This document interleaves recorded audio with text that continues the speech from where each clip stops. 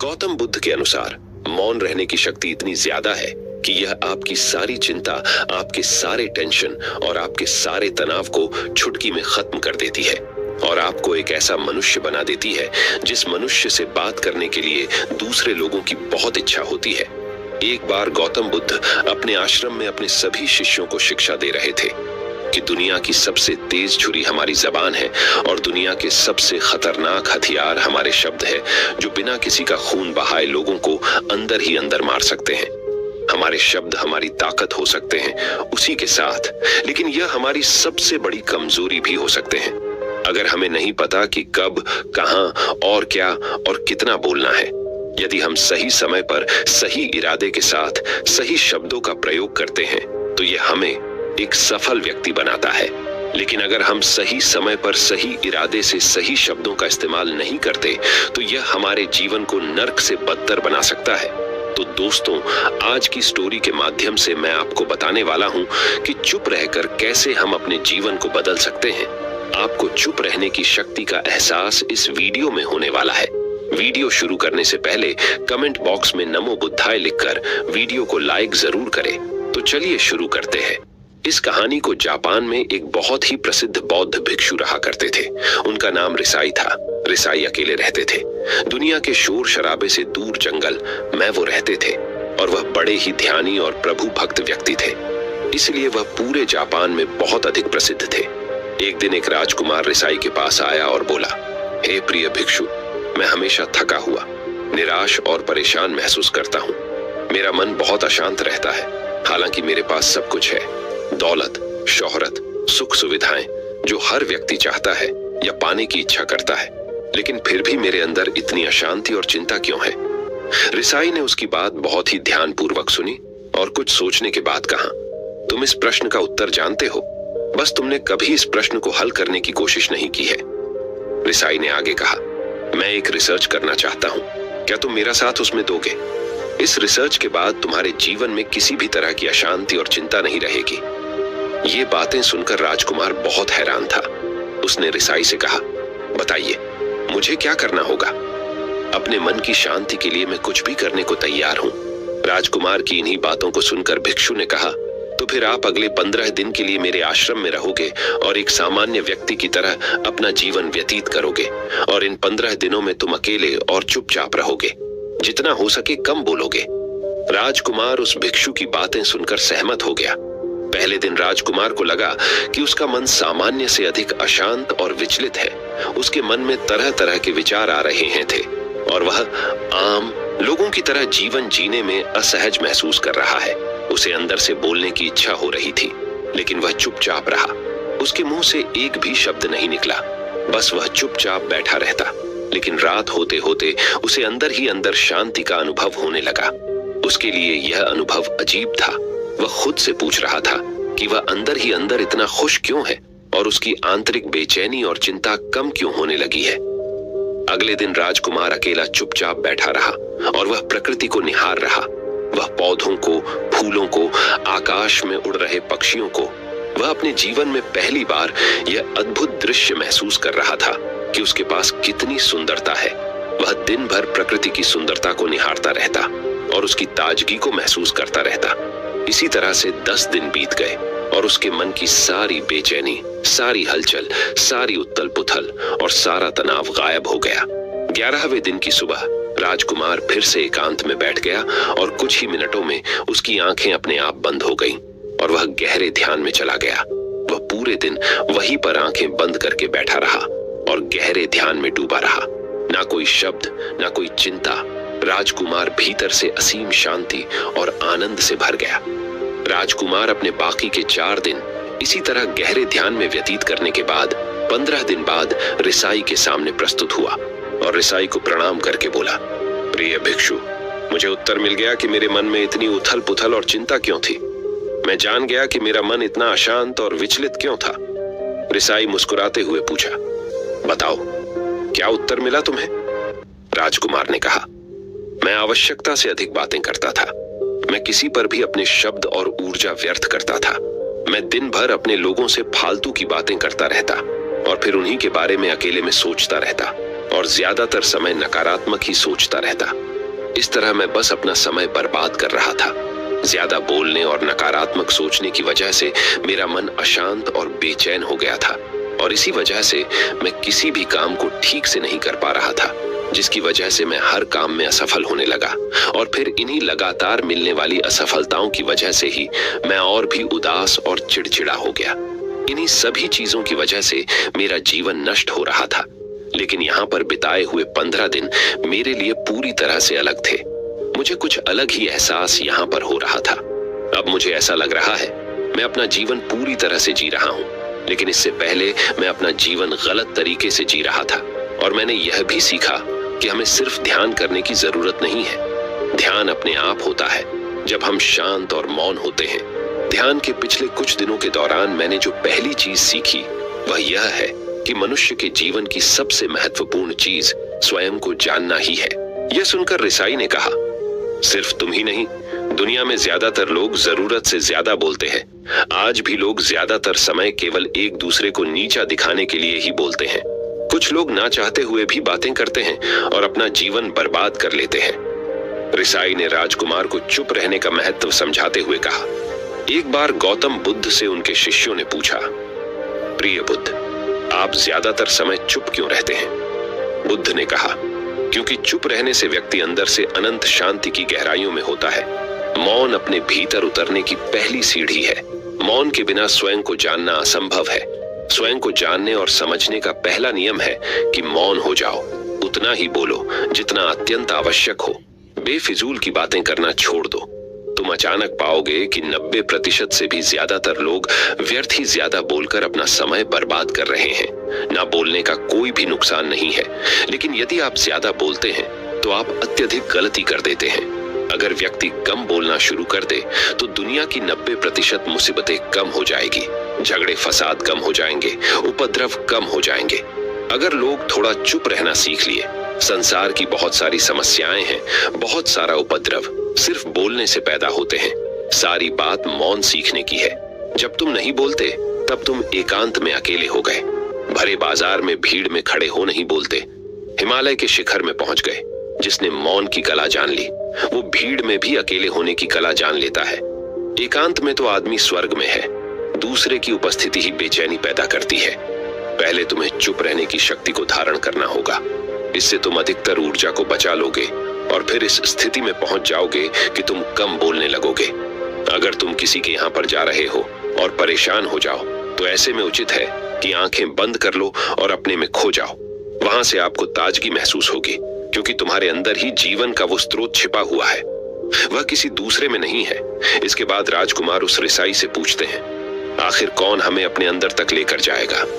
ये बातें सुनकर रिसाई बुद्ध कहते हैं, तुम्हें स्वयं ही अपने अंदर उतरना होगा और वहीं से परम राज्य जीवन का आनंद ले पाओगे। आनंद का यहीं से जन्म हुआ है। यहीं से तुम मौत में डूब जाओगे।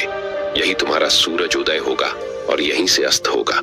इसी प्रकार तुम बार बार इब्की लगाओ। जब भी तुम इब्की लगाकर लौटोगे वहां से तुम पाओगे फिर ताजगी भरी जीवन की नई संपदा मिलेगी। इस नई शक्ति के जन्म होने से तुम्हारी थकान गई, उदासी गई, चिंता गई। जैसे कोई स्नान करके लौटता है तो शरीर शीतल हो जाता है, शांत हो जाता है।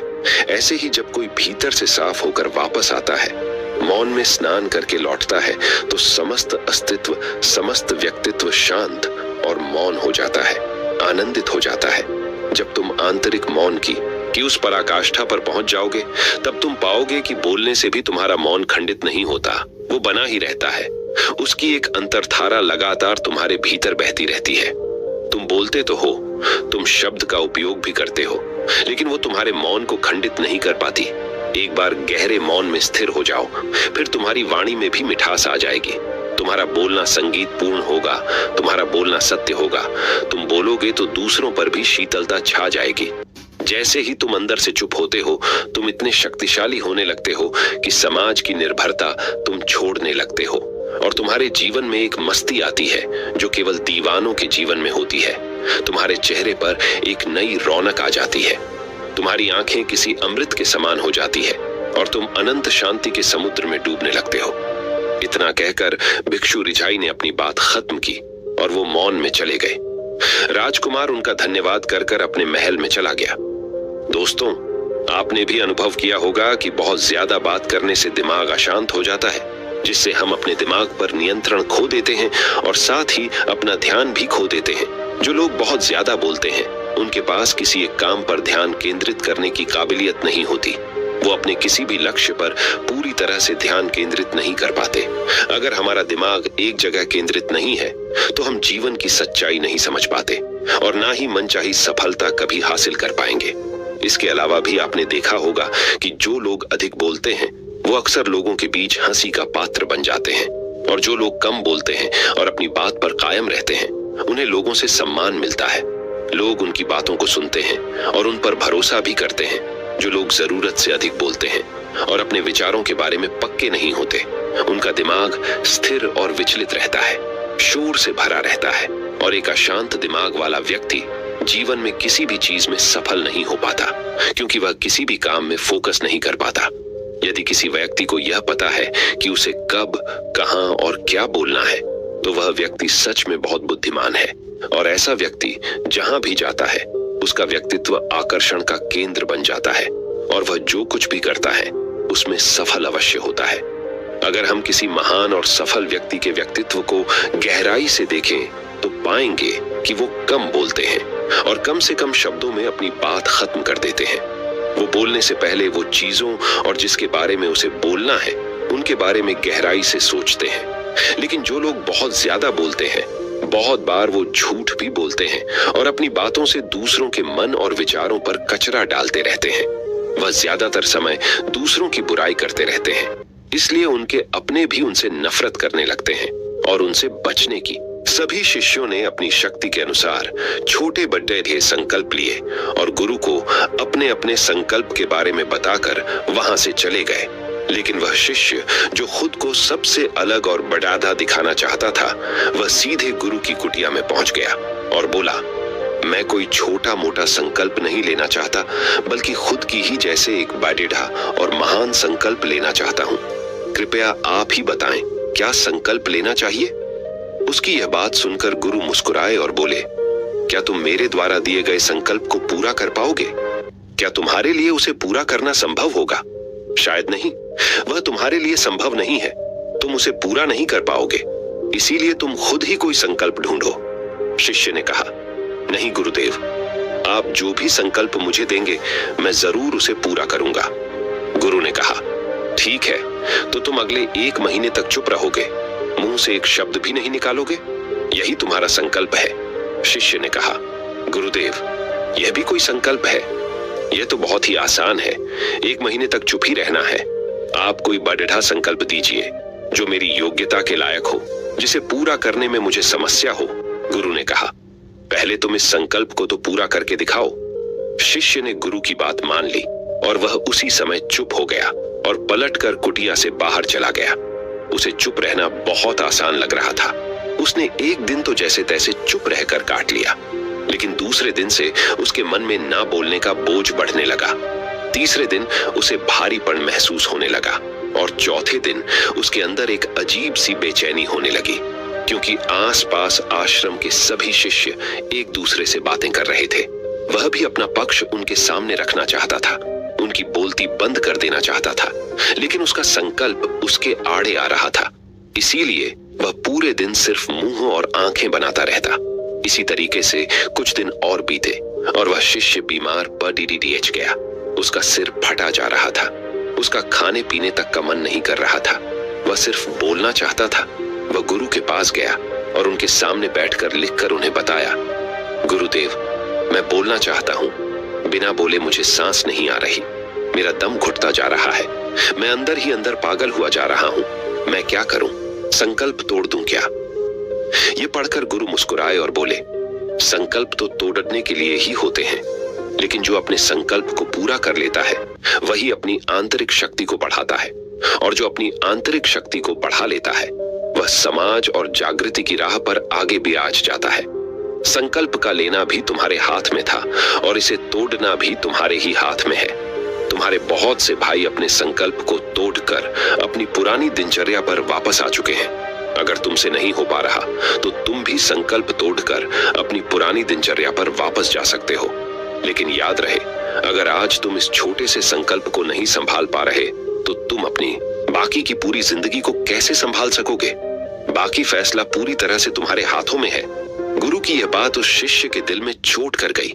वह बिना कुछ बोले वहां से वापस चला गया और खुद को अपनी कुटिया में बंद कर लिया। वह केवल अपने जरूरी कामों के लिए ही कुटिया से बाहर निकलता, बाकी सारे समय कुटिया के अंदर ही बैठा रहता। 15 दिन बीत चुके थे और आश्रम के लगभग सभी शिष्यों का संकल्प अब तक टूट चुका था, लेकिन उसका संकल्प अभी भी जारी था। संकल्प लेने के बाद से अब तक उसने एक शब्द भी नहीं बोला था। सारा आश्रम हैरान था कि इतना बोलने वाला इंसान चुप कैसे हो गया।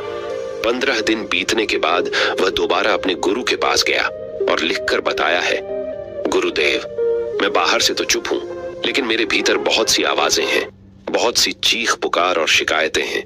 मैं अंदर ही अंदर बात करता रहता हूं। मेरा मन तरह तरह के प्रश्न पूछता रहता है। मैं बाहर से जितना मौन हूं, भीतर से उतने ही शोर शराबे से भरा हुआ हूं। क्या इस तरह से मेरा संकल्प अभी भी जारी है? गुरु ने कहा, हाँ, तुम्हारा संकल्प अभी भी जारी है, लेकिन जब तक लोगों की ये आवाजें तुम्हारे कानों में पीटी देती रहेंगी, तुम्हारा मन बोलता रहेगा, क्योंकि इसे तो आदत है बोलने की। तुम भले ही बाहर से चुप रहो, लेकिन तुम अंदर ही अंदर बोलते रहोगे। तुम्हें इन बातों से, इन आवाजों से दूर जाना पड़ी रहेगा। शिष्य गुरु को प्रणाम कर वहां से चला जाता है और सुबह होते ही अपनी कुटिया छोड़कर जंगल की तरफ चला जाता है। कई दिन बीत जाते हैं, संकल्प का समय भी पूरा हो जाता है, लेकिन शिष्य लौट कर नहीं आया। आश्रम में सभी को डर था कि कहीं जंगली जानवर ने उसे खा ना लिया हो। इस बीच उसे ढूंढने की बहुत कोशिश की गई, लेकिन वह कहीं नहीं मिला। सभी गुरु भाइयों ने मान लिया था कि जंगली जानवरों ने उसे अपना शिकार बना लिया है, लेकिन गुरु को ऐसा नहीं लगता था। एक दिन आश्रम का एक अन्य शिष्य गुरु के पास आया और बोला, गुरुदेव, हमारे उस अधिक बोलने वाले भाई के साथ क्या हुआ होगा? क्या जानवर ने उसे मार दिया होगा? गुरु ने कहा, हो सकता है कि जानवरों ने उसे अपना शिकार बना लिया हो, लेकिन उसके न लौटने की एक दूसरी वजह भी हो सकती है। शायद उसे वह मिल गया है जिसके लिए वह गया था। फिर शिष्य ने पूछा, गुरुदेव, क्या ज्यादा बोलना इतना हानिकारक होता है? गुरु ने कहा, इंसान के जीवन के बहुत सारे दुखों में से एक दुख यह भी है कि वह कभी चुप नहीं रह सकता, हमेशा कुछ ना कुछ बोलता ही रहता है। सिर्फ हमारे बोलने के कारण हमारे आधे से ज्यादा दुख पैदा होते हैं। परिवार के अधिकतर झगड़ों की वजह हमारा बेमतलब बोलना ही होता है। हम में से कोई भी चुप नहीं रहना चाहता। हम बस सामने वाले को सुना देना चाहते हैं। जो भी हमारे मन में है सब निकालकर उसके मन में बैठा देना चाहते हैं। उसे समझा देना चाहते हैं कि देख, तू गलत है और मैं सही। और इस तरीके से सब एक दूसरे की सडड ही गली बातों को ग्रहण कर रहे हैं। इस तरीके से सुनने और सुनाने का यह काम जिंदगी भर चलता रहता है। लेकिन इस नासमझी में हम अपना समय, अपना जीवन, अपनी समझ और सबसे महत्वपूर्ण व कीमती पल जो जिए जा सकते हैं, जिनको अनुभव किया जा सकता है, जिनमें आनंद को प्राप्त किया जा सकता है, यह सब खो देते हैं। लेकिन इसके बदले हमें मिलता क्या है? कुछ नहीं, सब व्यर्थ और बर्बाद हो जाता है। इस पागलपन में हमने क्या खो दिया? इसका एहसास केवल कुछ ही लोगों को हो पाता है। बाकी लोग जैसे उन्हें अपने आने का पता नहीं, वैसे ही उन्हें अपने जाने का भी पता नहीं चल पाता। शिष्य ने कहा, तो फिर इसका समाधान क्या है? गुरु ने कहा, पूरी जागरूकता के साथ अपने विचारों को देखना यही एकमात्र तरीका है। सारी मानसिक समस्याओं का वर्तमान में रहकर चिंतन करना, पूरी जागरूकता के साथ अपना काम करना जिंदगी में चमत्कारिक बदलाव ला देता है। उसके बाद वह शिष्य गुरु से अपने प्रश्नों का उत्तर पाकर उनको प्रणाम करके वहां से चला गया। उस शिष्य को आश्रम छोड़ कर गए हुए 3 महीने का समय बीत चुका था, लेकिन उसकी कोई खबर न थी। अब तक तो सभी गुरु भाइयों ने भी उसके वापस लौटने की उम्मीद छोड़ दी थी। लेकिन एक दिन वह आश्रम लौट आता है। उसे देखकर सभी के आश्चर्य और खुशी का ठिकाना न रहा। लेकिन अब वह नहीं था जो यहां से गया था, वह कुछ और ही बनकर वापस आया था। उसके अंदर एक गजब का बदलाव महसूस किया जा सकता था।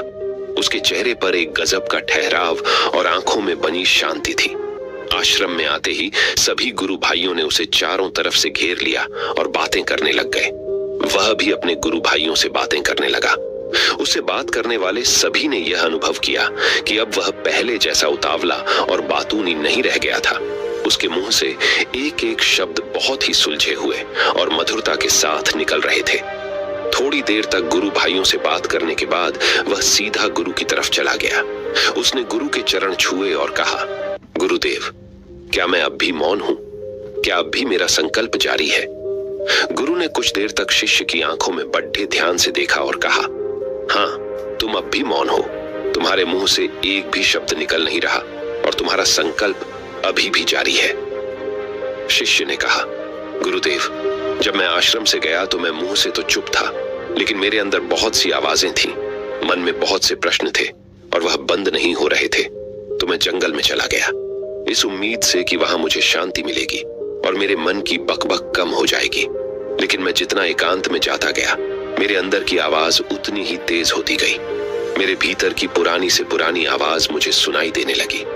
तब जाकर मैंने महसूस किया कि मैं कितना गलत कर रहा था। जब मैं अपने परिवार